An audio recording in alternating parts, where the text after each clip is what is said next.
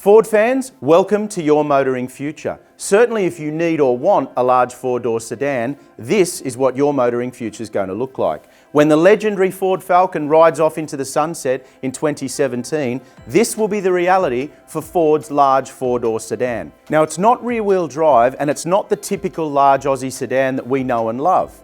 But the question is, can this car get Ford's fans' pulses racing the way the Falcon has since the 1960s? Let's find out.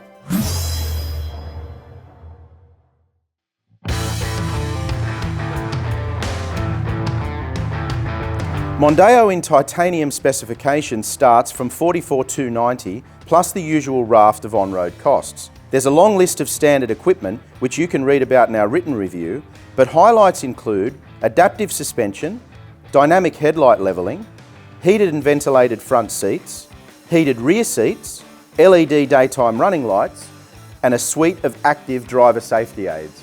Now, there's no doubt the Mondeo has got some edgy styling cues, and I'd go so far as to call this front grille a love it or hate it proposition.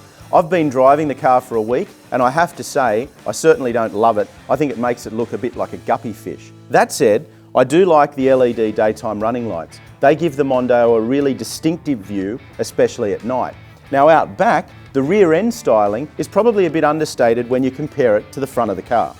Now, it's here inside the Mondeo's cabin that the premium feel is most evident. The sculpted seats, they're comfortable even over longer distances, and I like the clever auto parking system that makes the Mondeo supremely easy to manoeuvre around town. The European-influenced design aesthetic extends to the 8-inch colour touchscreen which controls the clever Sync 2 system. But we have to admit there's a whole hell of a lot of buttons in here, especially on the steering wheel, which looks like one out of an F1 car. The Bluetooth connection is fast and reliable, and there's even a premium feel to the mapping software within the navigation unit. I love this central gauge display, but please Ford, please give us a digital speedometer. Back in the second row, believe it or not, you get heated seats, and as an added bonus, there's room for fully grown adults. Now, for parents taking their kids on road trips, there's plenty of 12-volt power sockets for charging those electronic gadgets, which means no whinging from the kids.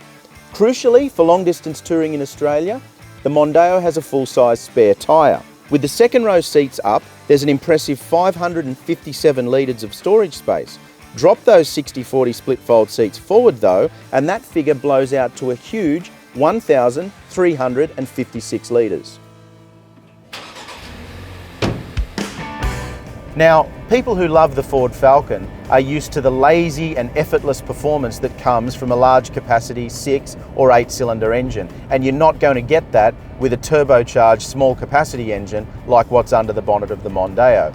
But what it does do is get up to speed around town easily, it never struggles, and you never feel like you have to thrash the engine to do any given speed, even getting up to highway speeds of 100 or 110 kilometres an hour. It's no powerhouse, the Mondeo, and it doesn't feel like a sports car, but the engine's enthusiastic enough that if you want to have a bit of a spirited drive, the handling package in conjunction with the tyres means that you can have a little bit of fun and drive it harder than you might have thought. So it's not all doom and gloom for Ford fans when the Falcon takes its final curtain call. Now, it's going to be a sad day for Australian manufacturing, there's no doubt about that, but in a modern economy and in a modern society, we simply can't keep building cars in Australia forever. Now, I'm not sure that the Mondeo is going to win over Blue Oval fans who absolutely love the Ford Falcon, but we like its premium feel without the premium price tag.